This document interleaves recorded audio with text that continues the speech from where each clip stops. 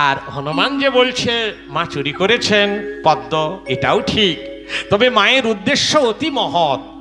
পুরাকালে শুম্ভ নিশুম্ভ নিধন কালে মা আমার সর্বাঙ্গ রক্তাক্ত হয়েছিল, অসুরদের দ্বারায় মা আমার ক্ষতবিক্ষতা হয়েছিলেন। সেই অঙ্গরুধির যখন মা স্নান করেছিলেন দেবী দহের জলে, সেই স্নানে রক্তবিন্দুগুলি এক একটা পদ্মের আকার ধারণ করে ভেসেছিল 107টি। মহাদেব এক সময় সেখানে গিয়ে দেখলেন 107টি লাল পদ্ম। মহাদেব অবাক হলেন যে গাছবিহীন পদ্ম কি করে জন্মাতে পারে, কি করে এলো। ধ্যান যোগে জানলেন পুরাকালের সেই কাহিনী, যে দেবীর অঙ্গে অস্ত্রাঘাত করেছিল অসুরেরা। এই কথাটি ভাবতে ভাবতে মহাদেবের ঊর্ধ্ব নেত্র হয়েছিল আরক্ত, তার থেকে এক কণা রক্তবিন্দু গড়তে গড়তে ওই ঊর্ধ্ব নেত্র থেকে ওনার ললাটে একটি নেত্র, তাই ওনার এক নাম ত্রিলোচন, 3টি নয়ন। তো ভালে যে নেত্রটি, তার থেকে এক বিন্দু রক্ত গড়িয়ে গড়িয়ে গালের উপর দিয়ে কণ্ঠে পড়লো। যেই কণ্ঠে পড়লো নীল হয়ে গেল।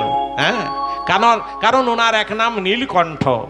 সমুদ্র মন্থনে যতটুকু বিষ উঠেছিল উনি পান করেছিলেন দেবতাদের কল্যাণের জন্যে, সেই বিষের আভা লেগে কণ্ঠটি নীল হয়ে গিয়েছে।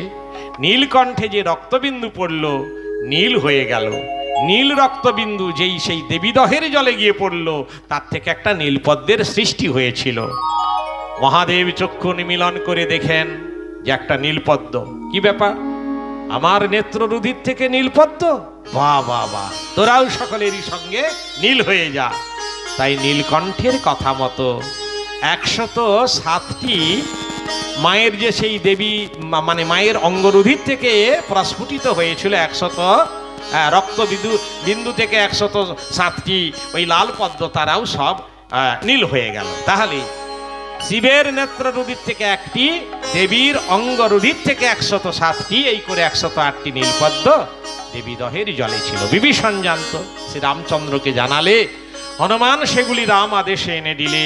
রামচন্দ্র যখন পুষ্পাঞ্জলি দিচ্ছেন, দেবী মনে মনে ভাবলেন, তাই তো আমার অঙ্গরুধিরের পদ্মগুলি আমি চরণে গ্রহণ করতে পারি, আমার স্বামীর নেত্ররুধিরের পদ্ম সে কি কখন আমি চরণে নিতে পারি গো? আমার স্বামী শিব, শিবগুরু রাম, আমারও তো গুরু, তবু যে রামের করে পুজো গ্রহণ করছি এই শরতের পুজো প্রচারের জন্য, জানি না শেষ পর্যন্ত কি হবে। না না না, যাতে আমার স্বামীর ওই নেত্ররুধিরের পদ্ম আমার পায়ে দিতে না পারে, তার জন্য আমি চুরি করি।